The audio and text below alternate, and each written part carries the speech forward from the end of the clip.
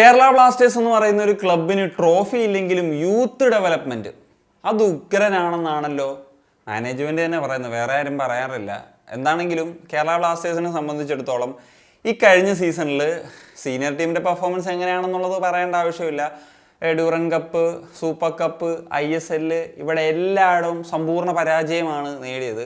എന്നാൽ അതിന് താഴേക്കുള്ള, അതായത് യൂത്തിൽ പരിപാടി ഒപ്പിക്കുന്നതെന്നാണല്ലോ പറയുന്നത്. അപ്പം RFDL റിസർവ് സൈഡും അല്ലെങ്കിൽ അണ്ടർ-17 സൈഡും ഒക്കെ നടത്തിയിട്ടുള്ള പെർഫോമൻസുകൾ നമുക്ക് തീർച്ചയായിട്ടും നോക്കേണ്ടതാണ്. അപ്പം സീനിയർ ടീമിൻ്റെ തൊട്ട് താഴെയുള്ള ഒരു മേഖല എന്ന് പറയുന്നതാണ് റിസർവ് സൈഡ്. അപ്പം റിസർവ് സൈഡിൻ്റെ RFDL പെർഫോമൻസിൽ നമുക്കൊന്ന് പരിശോധിച്ച് തന്നെ തുടങ്ങാം. കേരള റീജിയനിൽ 6 ടീമുകളുണ്ടായിരുന്ന ഒരു ഗ്രൂപ്പിൽ അവിടെ നിന്ന് 3-ാം സ്ഥാനത്ത് എത്തിയിട്ടാണ് ബ്ലാസ്റ്റേഴ്സ് നെക്സ്റ്റ് റൗണ്ടിലേക്ക് ക്വാളിഫൈഡ് ആകുന്നത്, അതായത് സൗത്ത് റീജിയനിലേക്ക് ക്വാളിഫിക്കേഷൻ നേടുന്നത്. എന്നാൽ 6 ടീമുകളുള്ള സൗത്ത് റീജിയനിൽ 4-ാം സ്ഥാനത്ത് മാത്രമാണ് ഫിനിഷ് ചെയ്യാനായിട്ട് സാധിച്ചിട്ടുള്ളത്. കേരള ബ്ലാസ്റ്റേഴ്സ് ആ സ്റ്റേജിൽ തന്നെ പുറത്താവുകയാണ്. നാഷണൽ ലെവലിലേക്കോ നാഷണൽ ചാമ്പ്യൻഷിപ്പ്, അതായത് സെമി ഫൈനൽ ലെവലിലേക്കോ ഒന്നും ക്വാളിഫൈ ആകാതെ കഴിഞ്ഞ കുറച്ച് വർഷങ്ങളായിട്ട് ഇവിടേക്കൊന്നും ക്വാളിഫൈ ആകാൻ ബ്ലാസ്റ്റേഴ്സിന് സാധിച്ചിട്ടില്ല എന്നുള്ളതും എടുത്തു പറയണം. ഇനിഷ്യൽ സ്റ്റേജിൽ RFDL മാത്രമാണ് ബ്ലാസ്റ്റേഴ്സിന് ആ 2-ാം സ്ഥാനത്ത് എത്തി ആ നെക്സ്റ്റ് കപ്പിൽ കളിക്കാൻ സാധിച്ചത്. അതിനുശേഷമൊക്കെ ഈ പറഞ്ഞ നാഷണൽ ചാമ്പ്യൻഷിപ്പ് ലെവലിലേക്കൊന്നും എത്താൻ, അതിൻ്റെ 7 അയലത്തോട്ട് എത്താനായിട്ട് ബ്ലാസ്റ്റേഴ്സിന് സാധിച്ചിട്ടില്ല എന്നുള്ളതാണ്. അതുപോലെ റിസർവ് ടീം പാർട്ടിസിപ്പേറ്റ് ചെയ്യുന്ന മറ്റൊരു സംഭവമാണ് KPL, കേരള പ്രീമിയർ ലീഗ്. ഇത്തവണ 9-ാം സ്ഥാനത്താണ് ബ്ലാസ്റ്റേഴ്സ് ഫിനിഷ് ചെയ്തത്. 14 ടീമുകളുള്ള ഒരു ലീഗായിരുന്നു. അതിൽ റെലഗേറ്റായി പോകാത്തത് ഭാഗ്യമെന്ന് പറയാം, കാരണം അവസാനം വരെ റെലഗേറ്റായി പോകുമെന്ന് പറയുന്ന സാധ്യതകളൊക്കെ ഉണ്ടായിരുന്നു. ഇപ്പോൾ KPLലെ സ്ഥിതിയും വ്യത്യസ്തമൊന്നുമല്ല. ഈ അടുത്ത കാലത്ത് ഒരു വട്ടം റെലഗേറ്റായി പോയിരുന്നു, പിന്നീട് പ്രൊമോട്ടായിട്ടൊക്കെയാണ് വന്നത്. അപ്പം അവിടെയും പെർഫോമൻസ് വൈസ് വലിയ മെച്ചമൊന്നുമില്ല എന്നുള്ളതാണ്. പിന്നെ നമുക്കറിയാം കേരള ബ്ലാസ്റ്റേഴ്സിൻ്റെ റിസർവ് സൈഡിൽ നിന്ന് നല്ല ടാലൻസ്, ഇപ്പം വിപിൻ, ഐമൻ, അസർ ഒക്കെ പോലെയുള്ള ബിജോയെ പോലത്തെ താരങ്ങളൊക്കെ എമേർജ് ചെയ്ത് വന്നിട്ടുള്ള സാഹചര്യങ്ങൾ ഉണ്ടായിട്ടുണ്ട്. പക്ഷേ ഈ സീസണിലേക്കൊക്കെ നോക്കുന്ന സമയത്ത് നമുക്ക് പ്രൊമോട്ട് ചെയ്ത് വന്നിട്ടുള്ളൊരു താരത്തിൻ്റെ പേര് പറയാനേ സാധിക്കത്തില്ല എന്നുള്ളതാണ്.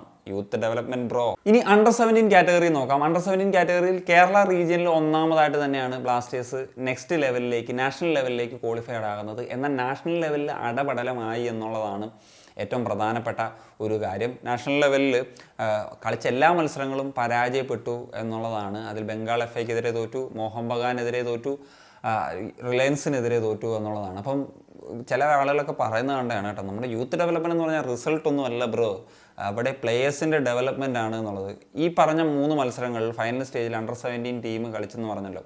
ഈ 3 മത്സരങ്ങളിൽ 3ഉം തോറ്റു. മാത്രമല്ല 1 ഗോൾ പോലും ബ്ലാസ്റ്റേഴ്സ് അടിച്ചിട്ടില്ല എന്നുള്ളതാണ്. മാത്രമല്ല 7 ഗോളുകൾ കൺസീഡ് ചെയ്തിട്ടുണ്ടെന്നുള്ളതാണ്. അപ്പോൾ ഏത് മേഖലയിലാണ് നമുക്കൊരു മികവ് എന്നുള്ളതൊന്ന് ആരെങ്കിലും ഒന്ന് പറഞ്ഞു തന്നാൽ കൊള്ളാമായിരുന്നു. സത്യം പറഞ്ഞാൽ കേരളത്തിലെ പോലും ബെസ്റ്റ് യൂത്ത് ഡെവലപ്മെൻറ്റ് നടത്തുന്ന ടീമല്ല കേരള ബ്ലാസ്റ്റേഴ്സ് എന്ന് പറഞ്ഞാൽ. അതിനേക്കാൾ ബെറ്ററായിട്ട് നടന്നത്. അതിൽ ഏറ്റവും വലിയൊരു ഉദാഹരണമാണ് മുത്തൂറ്റ് എഫ് എ RFDL നടത്തിയുള്ള പെർഫോമൻസ്. ഇപ്പം അണ്ടർ-17 അവർ നോക്കൗട്ട് ഫേസിലേക്കൊക്കെ ഒരു യോഗ്യത നേടുന്നുള്ള പെർഫോമൻസ്. സമീപകാലത്തൊക്കെ തന്നെ മുത്തൂറ്റ് FAയുടെ പ്രകടനം വളരെ ഇമ്പ്രസീവാണ്. ഇപ്പം KPLലെ ഫൈനലിലേക്കും കടന്നിരിക്കുന്നു.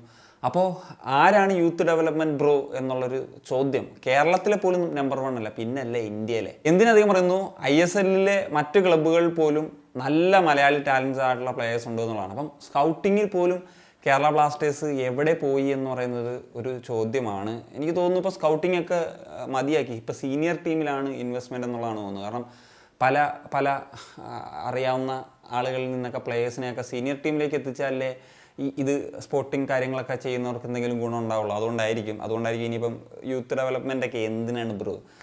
സോ അത്രയൊക്കെ പറയാനുള്ളൂ. ഈ യൂത്ത് ഡെവലപ്മെൻ്റ് ആണ് എന്ന് പറഞ്ഞ് രാഖി രാമാനം പറയുന്നു. ഇന്ത്യയിൽ മോഹൻ ബഗാൻ മാത്രം പോരാ, FC ഗോവ മാത്രം പോരാ, അല്ലെങ്കിൽ കപ്പടിക്കുന്ന ക്ലബ്ബ് മാത്രം പോരാ, യൂത്ത് ഡെവലപ്മെൻറ്റ് നടത്തുന്ന ക്ലബ്ബും വേണമെന്ന് പറഞ്ഞാൽ അവിടുത്തെ കാര്യമാണ് ഈ ഒരു വീഡിയോയിൽ പറഞ്ഞിട്ടുള്ളത്, ബ്ലാസ്റ്റേഴ്സിൻ്റെ അവസ്ഥ. അപ്പോൾ ഈ ഒരു വിഷയത്തിൽ ഇത്രയൊക്കെ പറയാനുള്ളൂ. നിങ്ങളുടെ ഒപ്പീനിയൻസ് തീർച്ചയായിട്ടും കമ്പോസ് ചെയ്യാൻ വേണ്ടി കാണിക്കാൻ സൈനിക.